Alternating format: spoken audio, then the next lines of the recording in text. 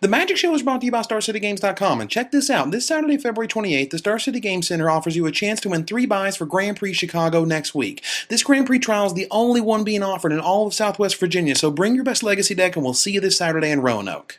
Hi, this is Lindsay Carey. And this is Steve Port, and welcome to the Magic Show.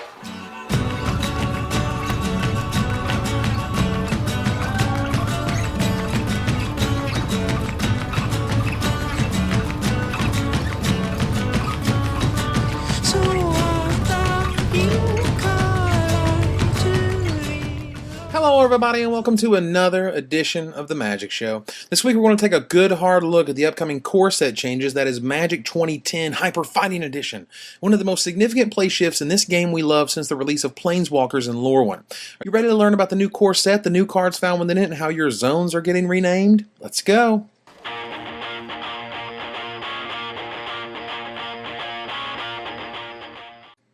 So this past Monday, Aaron Forsythe dropped a bomb on the Magic populace. There would be no more nth editions in Magic. Yes, that 15-year tradition of having a core set every 2 years that you never bought a pack from is soon to change. Before we get into my thoughts on it, let's lay out exactly what they're talking about. Firstly, the Magic core set is going to be delineated by years. Just like Cars and Madden games, the set that comes out this year will be named for the upcoming year. So in 2009, we have Magic 2010. In 2010, we'll have Magic 2011, and so on. They assure us that this won't be jarring, and I'm guessing smart peeps like us can figure it out. The second major change is that there will be new cards in the core set. I repeat, new cards in the core set. That is awesome. I mean, let's face it, I haven't purchased a core set pack since 4th edition, and the majority of long-term players haven't either. Why? Because we had all of those cards already, and there was no need to buy white or even black border reprints of the classics. Once you have your set of Wrath of God and Birds of Paradise and things, those packs lose their luster pretty quickly. However, that will all be changing, as almost half of the 229 cards in the Magic 2010 set will be brand new. Take a look at the 3 cards spoiled in Aaron's article.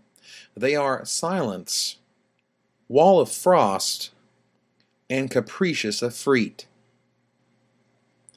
Now, these cards are great and all, but the card I want you to pay the most attention to is Silence. First of all, it's what Abeyance should have been. Secondly, it's going to be ridiculously sick on an Isochron Scepter and could spawn a whole new archetype in Extended. But thirdly, and most importantly, pay close attention to its wording. Did you notice it doesn't say your opponent can't play spells this turn? No. It says your opponent can't cast spells this turn. That's right, baby. Wizards of the Coast has finally decided to give into their inner Vorthos and embrace the flavor of Magic. This means you don't play spells, you cast them, like any self-respecting mage would. But that's not all. The latest rumor rumblings foresee a whole lot more flavor coming back into the game. Particularly, it will be arriving for 2 different areas. The area we know as in play, and the area we know as removed from the game. Now brace yourselves, because the in-play area is now rumored to be called the Battlefield, and the removed from game zone is rumored to be called Exile or the Void. This means that there will be no more, quote, when Shriekmaw comes into play. Rather, it will now be worded as, quote, when Shriekmaw enters the battlefield. Yes, I know, it's quite the change. It will cause many longtime players to scratch their head and others to scrunch their nose like they just smelled something nasty. But the fact is, when you give this area a name, it does improve the wording on cards and the ability for players to grok exactly what it is they do. The other major change is that the removed from game zone is rumored to be called either Void or Exile or some other word not yet discovered.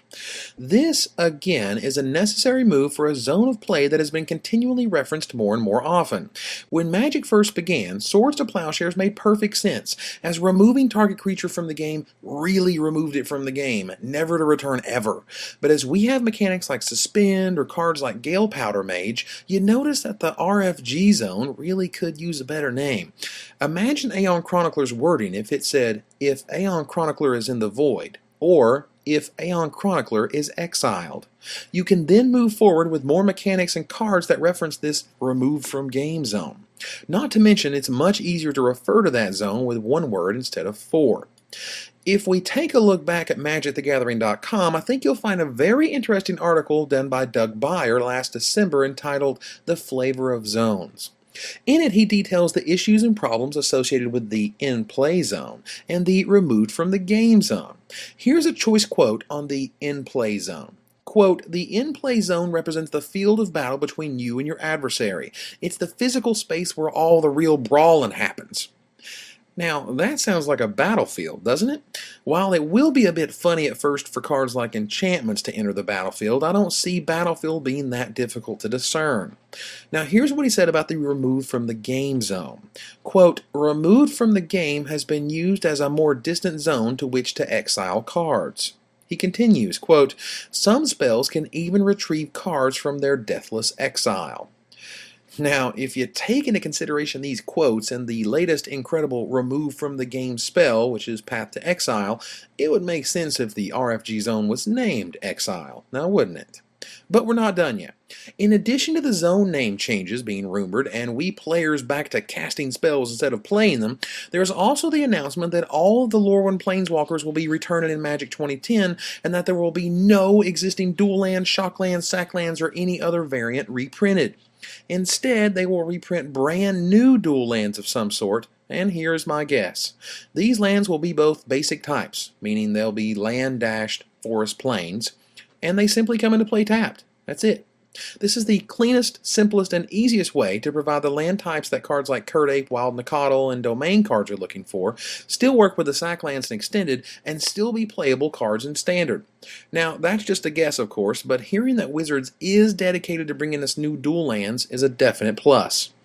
Other notable changes are the inclusion of 15 Mythic Rares in Magic 2010, 5 of which are the Lorwyn Planeswalkers, Sarah Angel now being an uncommon instead of a rare, and Magic 2010 being used as the limited set in Grand Prix Boston, Nagata, and Prague, and the rotation of Standard and Extended suddenly changed quite a bit. Let's see if we can figure out this rotation thing. Magic 2010 will be released in July 2009. This will force 10th edition into the land of Extended. However, when Magic 2011 is released, it will not force Magic 2010 into Extended. Rather, for 3 months of next year, during July to October, there will be 2 core sets in Standard for the first time ever. Once the new large fall set is released, the core set that precedes it will rotate. Meaning when Lights of Lights Camera Action Block is released in the fall of 2010, it will then remove the Magic 2010 set from Standard, leaving only Magic 2011. Extended will act much the same way. When a block rotates each year, it will remove the core set that preceded it. So when Onslaught leaves Extended this fall, 8th edition will be regulated to Legacy and the Vintage format alongside it. I'm sure as the years go forward, this will seem much less confusing than it is right now. Lastly, Aaron made a point of noting that half of the 16 cards reprinted in every core set in the history of the game will not be reprinted. Let's take a look at that list of 16. We have Air Elemental, Bog Wraith, Drudge Skeletons, Fear, Giant Growth, Giant Spider, Goblin King, Grizzly Bears, Howling Mine, Nightmare, Orcish Artillery, Regeneration, Rod of Ruin, Samite Healer, Scathe Zombies, and Wrath of God. Now, this is a list of some classic Magic monsters and spells. The first 2 cards I see leaving are Samite Healer and Bog Wraith. Both are underpowered, boring, and seem to be in the core set because they're history with the game and nothing else. The second set of cards I see leaving are Scathe Zombies and Grizzly Bears. Quite simply, Grey Ogres are cute and all, but there are more flavorful black vanilla creatures, such as the already in 10th Massive Ghouls. Shards of Alara gave us the Elf Bear, Cillian Elf, which replaces Grizzly Bears easily and is a far more popular tribe. The next card I guess is leaving is Fear. Mark Rosewater has talked frequently of how he wishes Fear hadn't been designated to black creatures and artifact creatures only, and he tried to spread those wings a bit in Planar Chaos with Red Fear, using Skirk Shaman and other cards.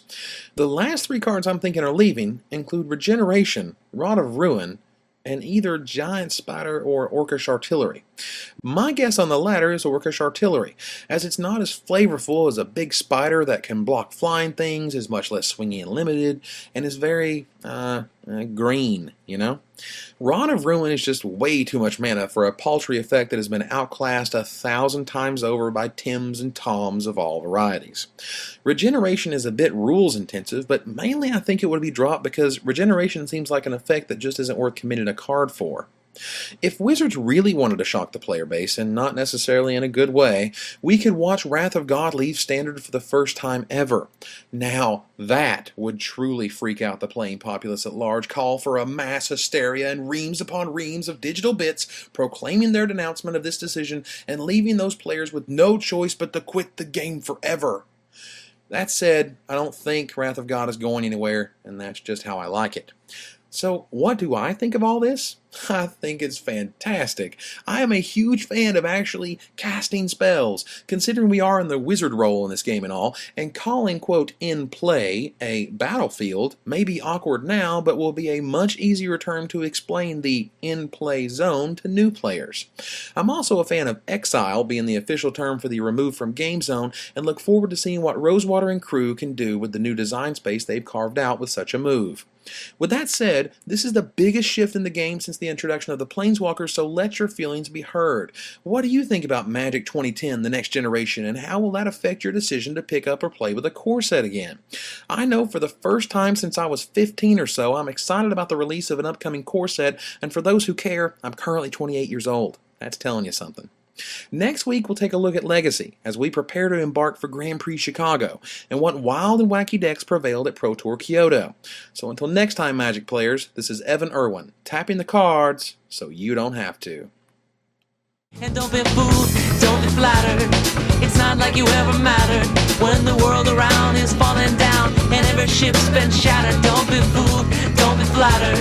It's not like you ever mattered, not to me. Oh, Rick James was the original super.